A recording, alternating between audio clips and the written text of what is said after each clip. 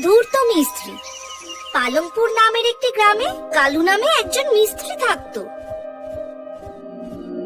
কি হয়েছে গো, তোমায় খুব চিন্তিত লাগছে? হ্যাঁ কুসুম, আর যে আমি মিস্ত্রি হতে চাই না। 4 বংশ থেকে আমরা এই মিস্ত্রি কাজ করেই চলেছি। অন্যের জন্য আমরা ভালো ভালো বাড়ি তৈরি করেছি, কিন্তু আজ পর্যন্ত নিজের জন্য একটা কুড়ে ঘর ছাড়া কিছুই বানাতে পারিনি। নিরাশ হয়ে না গো, একদিন না একদিন তুমিও নিজের জন্য একটা বাংলো বানাবে। কি করে বানাবো? মিস্ত্রির কাজ করে আমরা যা পয়সা পাই সেটা দুবেলার জন্য খাওয়ারই জোটে। নিজের পরিশ্রমের উপর ভরসা রাখো, কোনো না কোনো পথ ঠিক মিলবে। ও কল্লু ভাই, জমিদার বাবু তোমাকে ডেকেছে, শিগগিরই এসো, এখনই যেতে হবে। ভোলার কথা শুনে কালু মিস্ত্রি তখনই জমিদারের সাথে দেখা করতে ওনার বাড়ি পৌঁছে যায়। এসো এসো কল্লু মিস্ত্রি, তোমায় দিয়ে একটা বাংলো বানাতে চাই, খুব বড়। কিন্তু জমিদার বাবু, এই কদিন আগে তো আমি আপনার জন্য একটা বড় বাংলা বানিয়ে দিয়েছিলাম। তার আগেও আপনার তো 8-10টা বাংলা বানিয়েছি। হ্যাঁ, কিন্তু আরো একটা বানাতে হবে। নাও, এ নাও টাকা, আজকের থেকেই কাজ শুরু করে দাও। না না, এখন থেকেই। আর শোনো, এই বাংলোটাও যেন আগের বাংলোর মতন মজবুত হয়, এটা যেন 50 বছরের মতন টেকে। আর সত্যি সেদিন থেকেই কালু মিস্ত্রি জমিদারের জন্য বাংলো বানাতে শুরু করে দেয়। বাংলো বানাতে বানাতে ও পয়সা ভর্তি থলি দেখে ভাবতে থাকে, যদি আমি এই টাকাতে নিজের জন্য বাংলো বানিয়ে ফেলি। জমিদার বাবুর সব বাংলো আমি এমনই তৈরি করেছি যে সেটা 50 বছর থেকে। যদি এই বাংলোটা 2 বছর পর পড়ে যায়, তাহলে জমিদার বাবুর কতটা লোকসান হবে? ওনার কাছে তো 8-10টা বাংলো আছে, কিন্তু এই বাংলোটা এত সস্তায় বানিয়ে দেব যে 2 বছর পর্যন্তই টিকবে, আর বাকি টাকাটা আমি নিয়ে নেব। আর তাই দিয়ে অন্য গ্রামে গিয়ে নিজের জন্য একটা বড় বাংলো করব। আর 2 বছর পর এই বাংলোটা পড়েই যাক না, আর ততদিনে আমি জমিদার বাবুর থেকে অনেক দূরে চলে যাব। কুসুম ঠিকই বলতো, নিজের পরিশ্রমের উপর ভরসা রাখতে হয়, সেটা ঠিক সঠিক পথ দেখিয়ে দেবে। আর সেটা এই রাস্তাটাই, কম পয়সায় ডুপ্লিকেট জিনিস কিনে বাকি টাকাটা আমি রেখে দেব আমার বাংলোর জন্য। আর এটাই ভেবে ও বাজার থেকে আসলের মতো দেখতে একই রকম নকল জিনিস কিনে নিয়ে আসে, গাঢ় মাটি, আর তাও আবার নকল। তারপর ও দিন রাত এক করে বাংলো বানাতে লেগে গেল। জমিদারের যাতে সন্দেহ না হয় তাই ও ঘরে ঘরে এতই সুন্দর সুন্দর নকল জিনিস লাগিয়েছিল যাতে জমিদারও দেখে খুশি হয়ে যায়। আর তাই হলো, কিছুদিনের অক্লান্ত পরিশ্রমের পর জমিদারের নতুন বাংলো তৈরি হয়ে যায়। বাহ বাহ কল্লু মিস্ত্রি, তোমার হাতে তো জাদু আছে। এত তাড়াতাড়ি তুমি বাংলোটা বানিয়ে ফেললে। এটা দেখে তো মনে হয় এটা 50 বছর নয়, 100 বছর টিকবে। 100 বছর? ভুল করছো, 100 বছর তো আমার বাংলো টিকে থাকবে জমিদার বাবু, যেটা আমি পাশের গ্রামে বানাবো। এটা তো 2 বছরের মধ্যেই পড়ে যাবে। এই বাংলো থেকে আমি অনেক টাকা খেয়েছি।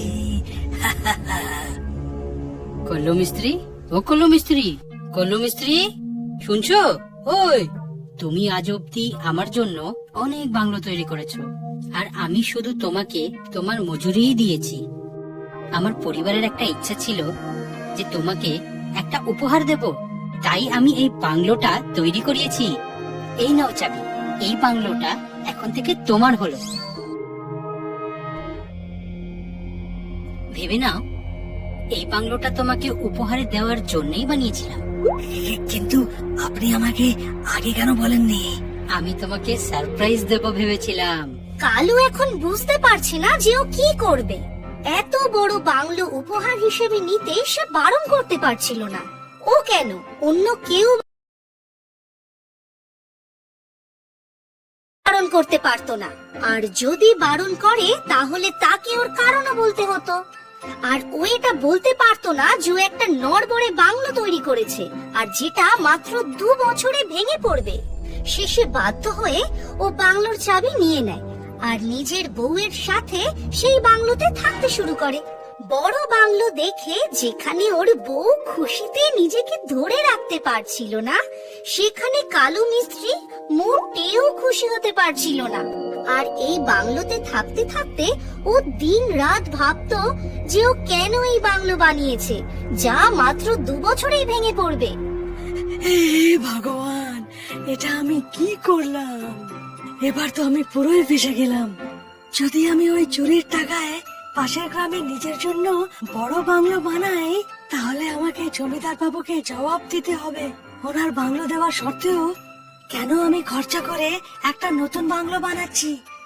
উফ, না আমি চুরির টাকা থেকে পাশের গ্রামে একটা বড় বাংলো বানাতে পারবো, আর না এই বাংলোতে 2 বছরের বেশি থাকতে পারবো। হায় রে কপাল! আর এই দোটানার মধ্যে কালু মিস্ত্রি কোনো রকম ভাবে সেই বাড়িতে নিজের জীবন কাটাচ্ছিল। বউ খুব খুশি ছিল। জমিদার শুধু ওকে বাংলো দেয়নি, ওর বউয়ের জন্য কিছু গয়না ও কালু মিস্ত্রির জন্য নতুন কাপড়ও বানিয়ে দিয়েছিল, যাতে করে বাংলোতে থাকার স্ট্যান্ডার্ড বজায় থাকে। কিন্তু কালু মিস্ত্রি দিনের পর দিন দুঃখী হতে থাকলো। এইভাবেই আস্তে আস্তে 2 বছর কেটে গেল। আর ওই দিনও এসে গেল যেদিন ওর কথা অনুযায়ী বাংলো হঠাৎ ভেঙে যেতে পারত।